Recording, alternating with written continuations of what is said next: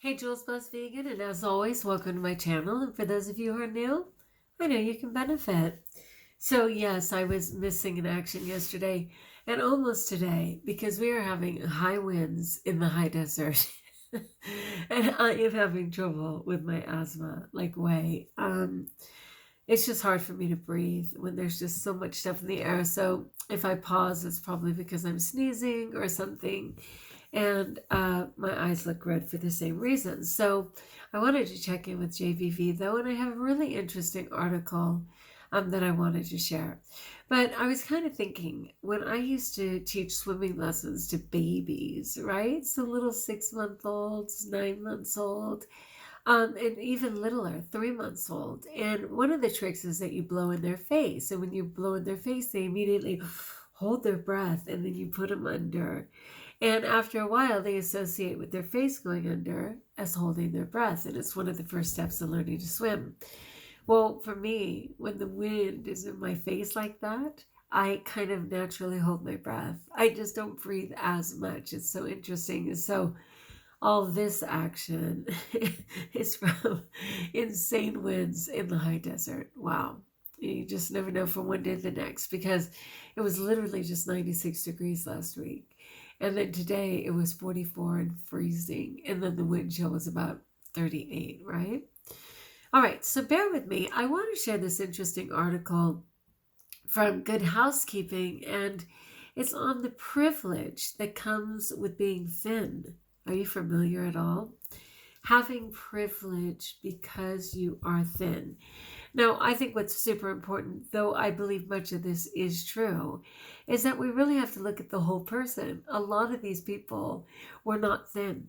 They worked their way to it, right? So there's this presumption of, well, look at her. She's been a skinny biatch her whole life. Yeah, no, not even so.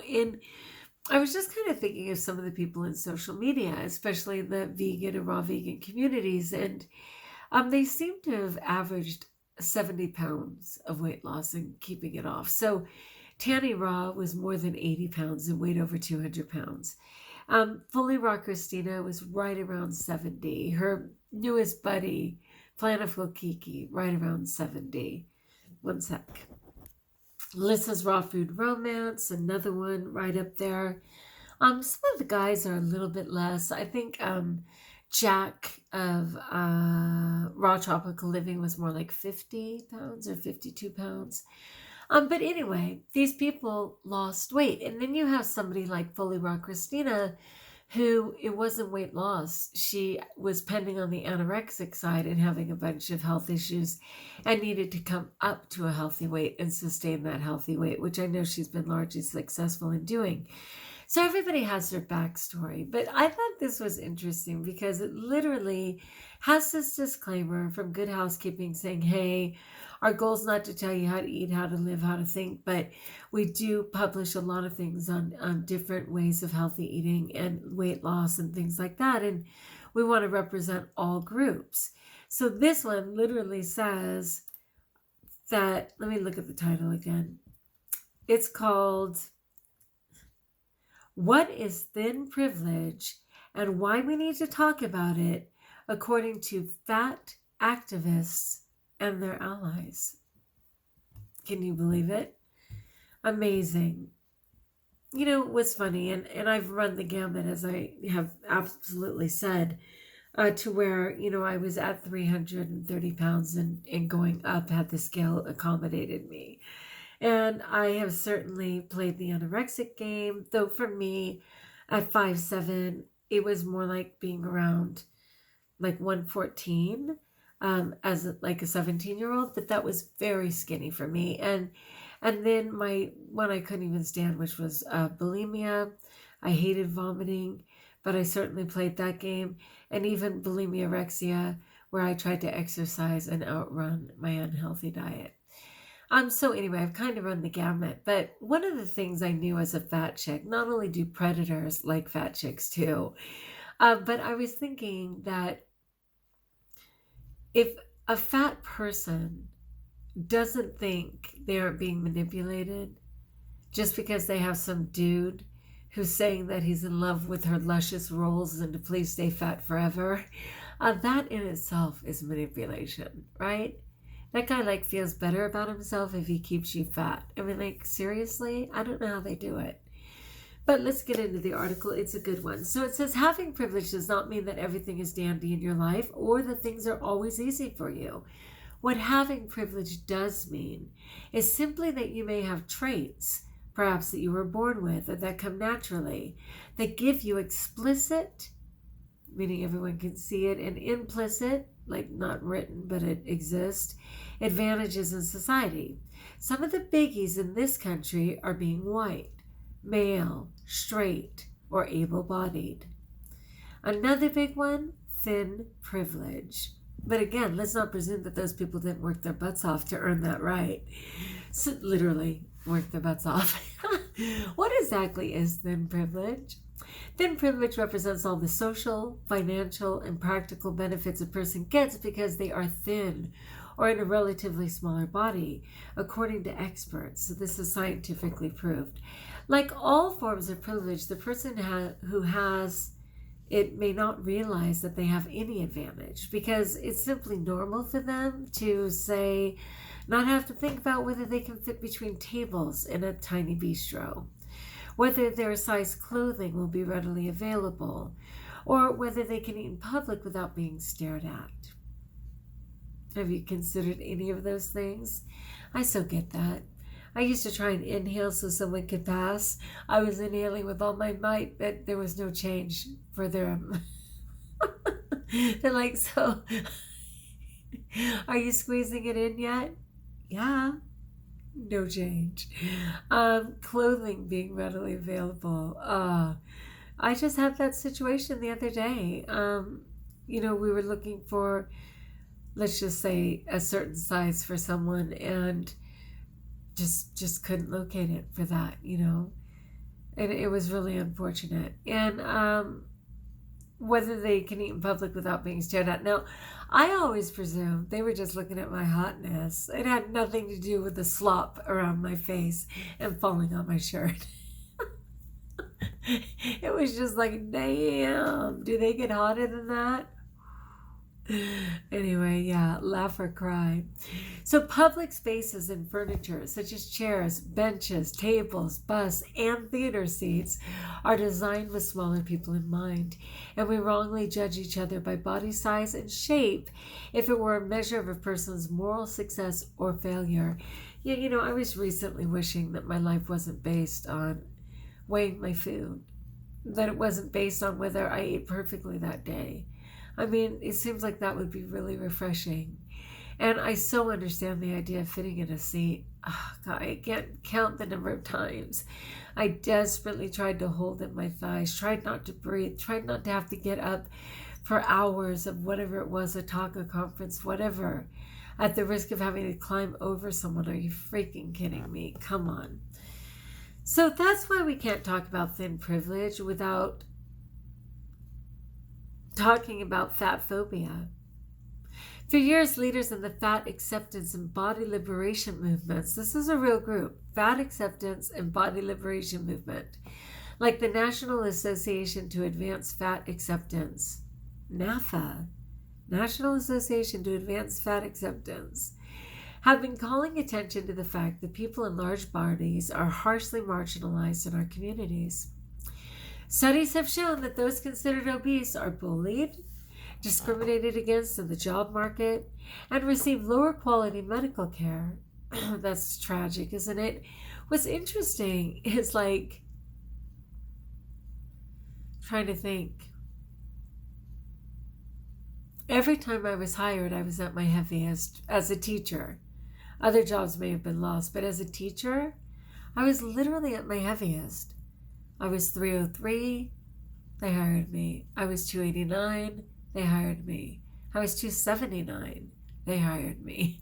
And I was 259, and they hired me. And those are like the 4 times I was hired into a district. And I've only been in 4 districts. And yeah, I know the exact weight, because that's the game when you've been in my story this whole time. So interesting. And I remember walking away going, why did they hire me? didn't they see how fat and disgusting I am?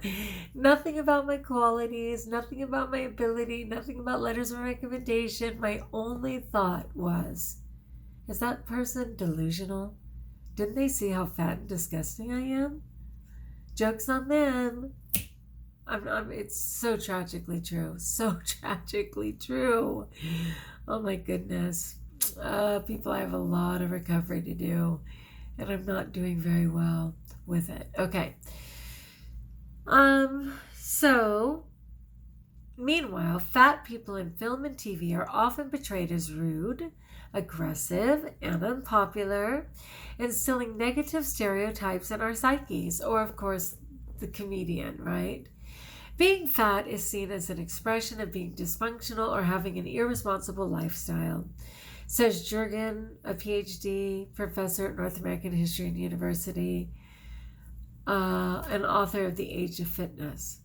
The bogus corollary to fat people being assumed to have all sorts of negative traits is, of course, that thin people are examples of living life righteously, virtuously, and reaping the rewards for having done everything right, as opposed to understanding that they're a meth addict, or that their fingers are down their throat, or they're anorexic and they're scared to death to eat. Like, let's be fair. This is the whole human condition, right? Of always having to decide, like, label everything. I so get it. The problem is, these are just assumptions we make based on our biases. There's a load of older research that shows that even children perceive their thin peers as kinder, more clever, and more friendly. One recent study found that a simulated jury held their plaintiffs less responsible for accidents than fat plaintiffs. Okay, this is why it's an important article, and I believe all of this is exactly true. You know what's funny? Guess what I'm discriminating about right now? That the person who wrote this article doesn't know to put a comma after each listed word prior to and in a sentence. So see, we all have something, right? The writer in me is going off on this writer. It's a tragic world. Okay, let's see. People in smaller bodies don't have to deal with any of this, says Christy Harrison, blah, blah, blah, the author of Anti-Diet, Reclaim Your Time, Your Money, Well-Being, and Happiness Through Intuitive Eating, writes, the term thin privilege is meant to highlight this systemic disparity and to call out the fact that dignity and respect and equitable treatment shouldn't be privileges reserved for smaller-bodied folks at all. They should be universal rights afforded to everyone, no matter their size. It's a tough one, you guys. It's a really tough one. Because there's so many things, right? Everybody has something. If it isn't, even thin people will say, people discriminate against me for being too thin. Tall people will say, life is hard, tall. Short people will say, you know what I mean? Let alone literally disabled and everything else. Humans just need to be kind. But here's some facts. 72 billion. The diet market in the United States in 2018 was 72 billion. I think it's 94 billion now. The total U.S. weight loss industry hit a new peak in 2018, growing to be worth $72 billion. Who has thin privilege? If you are perceived to be of normal weight or below, as determined, relatively arbitrary, by the BMI cutoffs, there are certain harms in society that you don't have to endure just because of your body size, and certain advantages that you will receive and possibly not even notice. This is thin privilege. Thin privilege is being able to go through life without having to think twice about the ways that your body size is interacting with others and not be instantly judged negatively on what your body looks like. As for how that actually plays out, I wouldn't call myself thin, but because I can walk into a store and find my size or order it online and trust that it will probably fit, I have thin privilege. For example, people tend to see a person with flat abs and automatically think they're disciplined. or as a person who takes care of themselves. Positive judgments like these, true or not, can make it easier for a person to get a job, get more pay, make friends, network, date, and so on. You can guess what being seen as lazy, weak-willed, or careless for having a belly gets you. So get that. Of course, I've never ever worked in school communities that had white people, other than the teachers, which people resent right away because they're white. And they may be mixed and they may have another story, but on the surface, they look white. Now, even in African American communities, even in Mexican American communities, depending on the fairness of the skin or the darkness of the skin, they even discriminate amongst themselves. But I'm a white chick, by all accounts, freckle face Irish, right? And so right away, I am seen as someone who has privilege. I can't possibly understand the hardships of what they're going through. It doesn't matter that I was the youngest of 11. It doesn't matter that I had to know that I was going to go to a junior college and pay my way through college and, do all the standard hardships. None of that matters because I'm simply white. And with that, there's privilege. And if I don't know the privilege, that only doubles the fact. Like, that's what's said. So God bless you if you're a thin person being accused of privilege when you have no idea what they're babbling about, or if you are acutely aware of what it's like to be uncomfortable and obese. So is thin privilege the same for everyone? Having privilege in one area does not mean that you don't belong to other less privileged groups. Thin privilege, like other types of privilege, is intersectional. I'm not reading the titles of everybody, but I will for this one. It says Justice Roe Williams, a male identified trans personal trainer and founder of Fitness for All Bodies. This means that your race, your sex, your class, and other factors can influence how you and your body are perceived. So it's like layered discrimination. Thin privilege is actually rooted in popular white aesthetics of the 19th century. Back then, scientists suggested that Anglo-Saxons, white people who came from Europe, were taller and slender than other races, and that was an asset. White women then were being pressured to be a particular body size, and many of these women took this up as an expression of their whiteness. This explains why a white man with a big tummy might be thought of as cute for having a dad bod, while a white woman with a big tummy would likely not, and even why a black man with the same frame as a white man might be seen as more of a threat. Black women face some of the most criticism and discrimination because of how racism, sexism, and fat phobia often go hand in hand. One only needs to look at our current beauty standards to understand that being dark-skinned and thick still doesn't quite fly in the eyes of many. So interesting, so interesting. That's not my reality at all.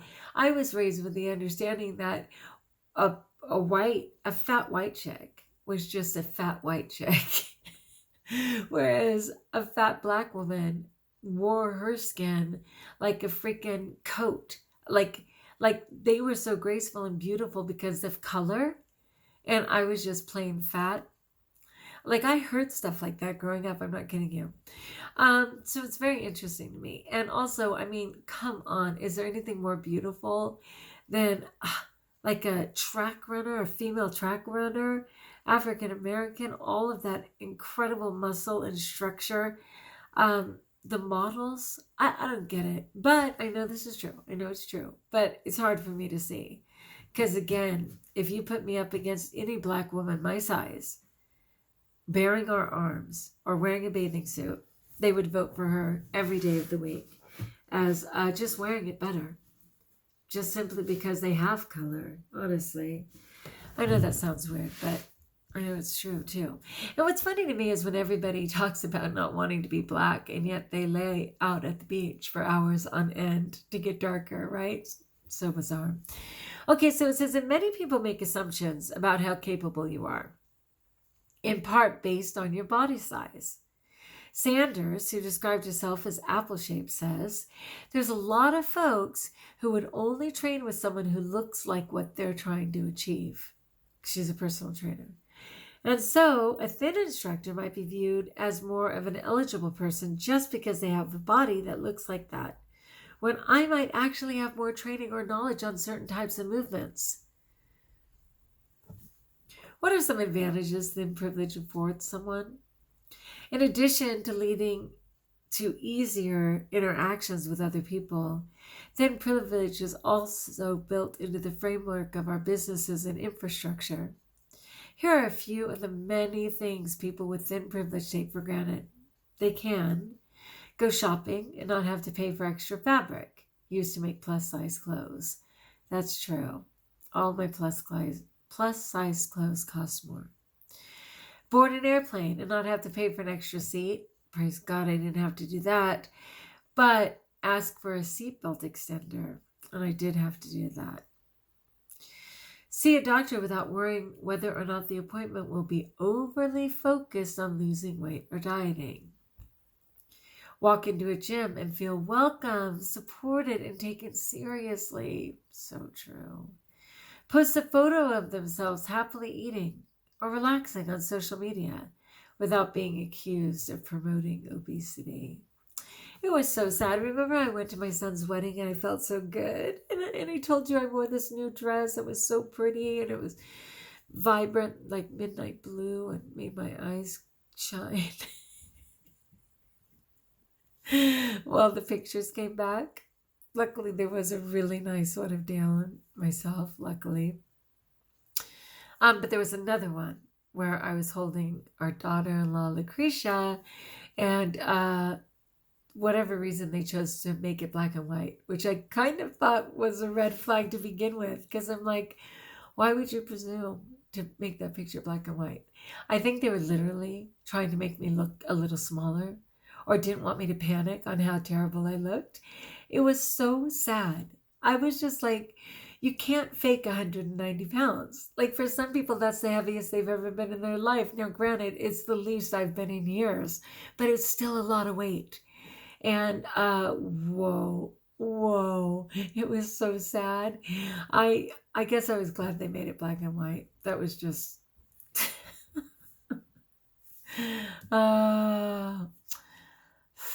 I don't know why this is my truth, but it is, and I've got to stay with it. So $2,689. That's how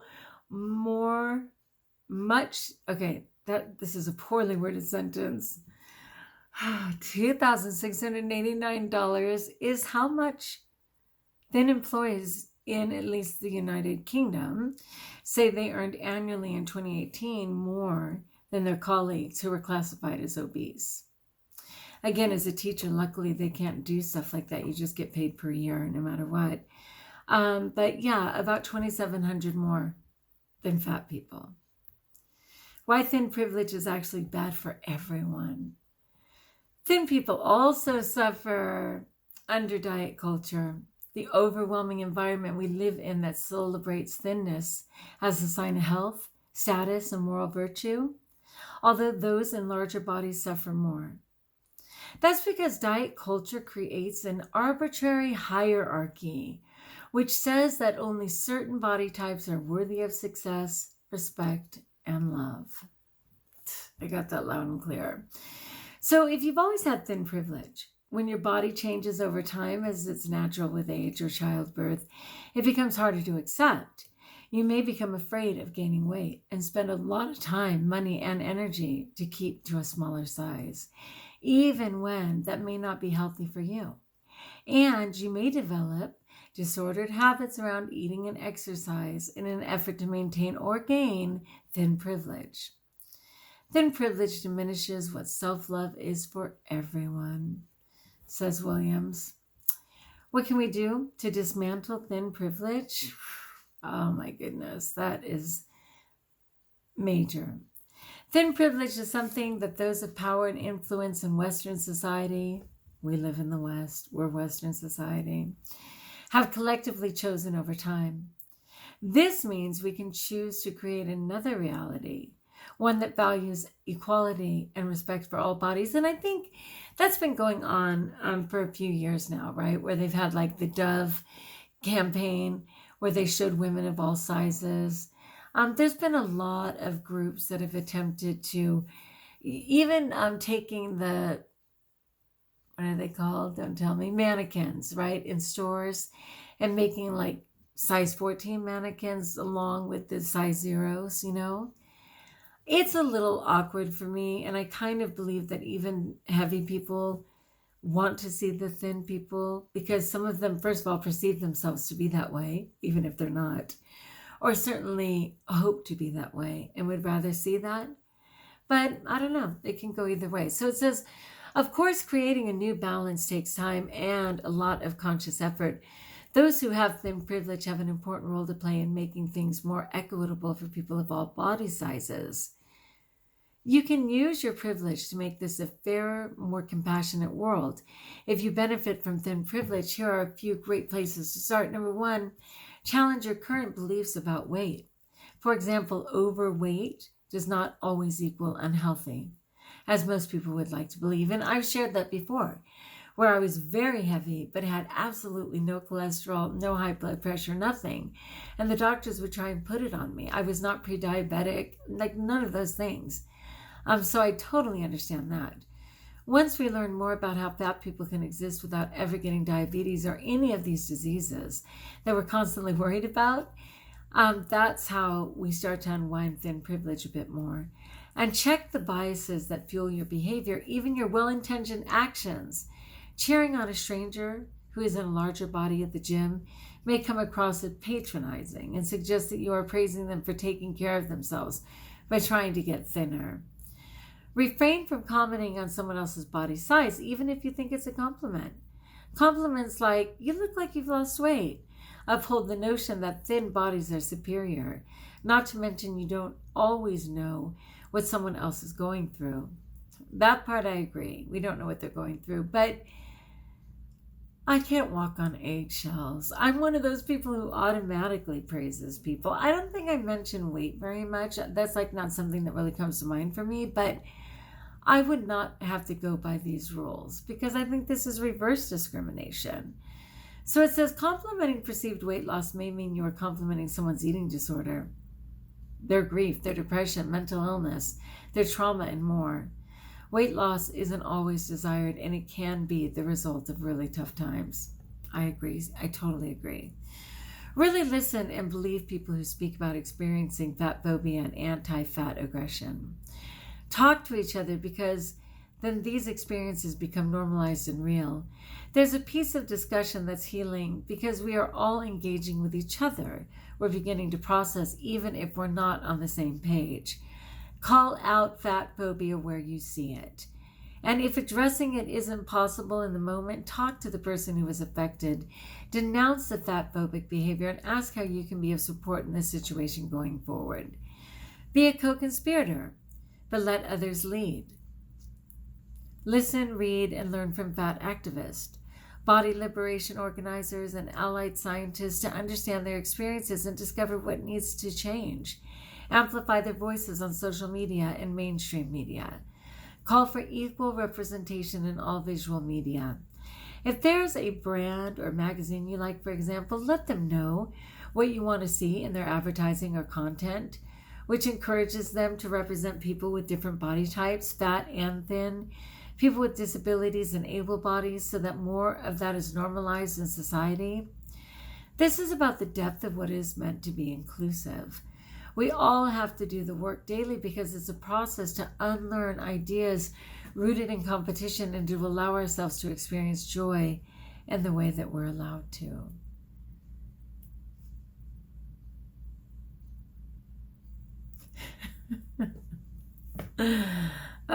Sorry this was long, but it's an important topic.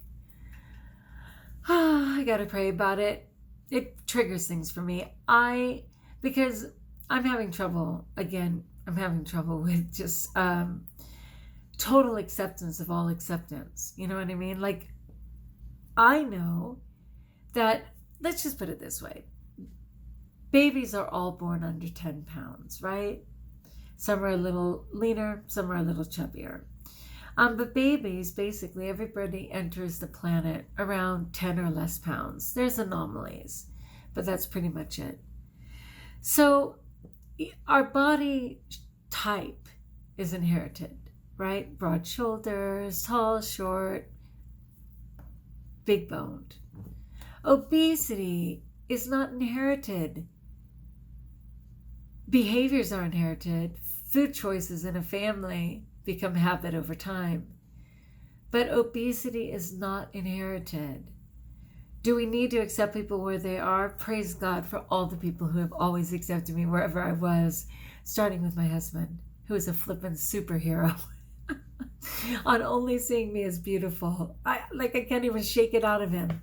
No matter what weight I've ever been in our entire time together, and over, 33, 35 years, 34 years, June 3rd will be 34 years since we first dated. How blessed am I? I mean, I feel incredibly blessed. But honestly, I just feel like I'm all for accepting people where they are. I was so happy for the people who never mentioned my weight, whether it looked amazing or bad, whether I was super fat or totally thin. There were certain people in my life who just never mentioned it. And then there were other nightmares who never stopped mentioning it. People that I love so much who still said, lift your chin, both of them. I love to love you, but I'd love to love less of you. Those people. That was not lovely. That was not lovely. So I'm going to have to pray about this a little bit, but I do get accepting people where we are, but I absolutely encourage us to not only live the better way, which of course is vegan, low-fat raw vegan, right? And to model that for people while loving them where they are. But I'm never going to be that ally for obesity that says, you do you, girl. No, I'm sorry, I'm not. I'm going to have to think about this one. This one got me. And it was a big article, I know. All right, people. Like if you like, join us if you haven't subscribed. Can you relate at all? For my thin people out there, does it piss you off? Are you like, don't put all that on me? Are you kidding me? Like, don't be putting this whole responsibility on me because I dared to care for myself, because I'm wearing the body God designed for me. I mean, isn't this reverse discrimination? Don't we just need to stay with love people where they are, as they are? But you don't have to fix them. You don't have to mentor for them. You don't have to be the burden any more than they need to be, right? That's really weird. It's a hard time right now. It's a hard time. Nobody's allowed to freely talk without consequence. And you know me, I'm a talker. All right, until we talk again, talk again. Best of all, know that you're blessed.